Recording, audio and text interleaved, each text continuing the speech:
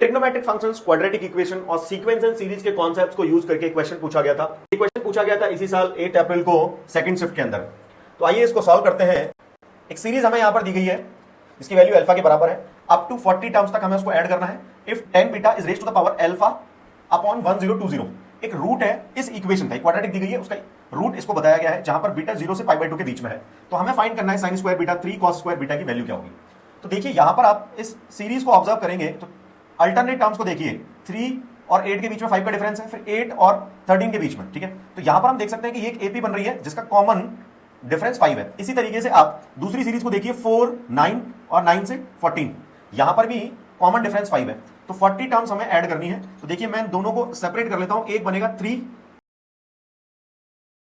यहां पर एपी का सम लगा देते हैं, तो ये बनेगा सर 20 डिवाइडेड बाय 2, ये 6 प्लस 9 इंटू डी 5 हो गया हमारा। अब यहां से नहीं, 20 टर्म्स है, 19 आएगा। 20 टर्म्स है तो ये हो गया 19 इंटू 5, और इसी तरीके से 20/2 इसका डबल हो गया 8 प्लस 19 इंटू 5। तो ये 10 बन रहा है, ये भी 10 बन रहा है, ठीक है। ये 10 बाहर आ गया कॉमन, और यहां से बन गया 6 और 8 14, और ये बन गया 2 इंटू 19 इंटू 5।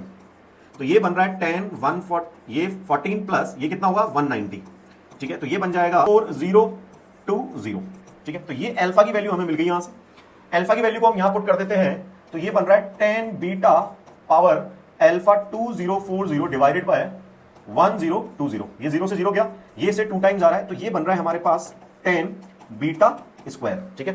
10 बीटा स्क्वायर इस इक्वेशन का एक रूट है, इस इक्वेशन का एक रूट है। तो हम लिख सकते हैं x square plus x minus 2 is equal to 0। इसके फैक्टर मिल रहे हैं एक्स प्लस 2 और x minus 1 is equal to 0। तो यहां से एक्स की वैल्यू -2 और एक्स की वैल्यू -1 आ गई है। तो इसको लिख सकते हैं 10 square beta is equal to -2 और 10 square beta is equal to -1। नहीं, ये यहां पर 1 आएगा, ये 1 है, ठीक है। तो ये 10 स्क्वायर है, तो ये पॉसिबल नहीं है, नेगेटिव वैल्यू दे रहा है यहां पर। तो इसको कंसीडर कर लेते हैं।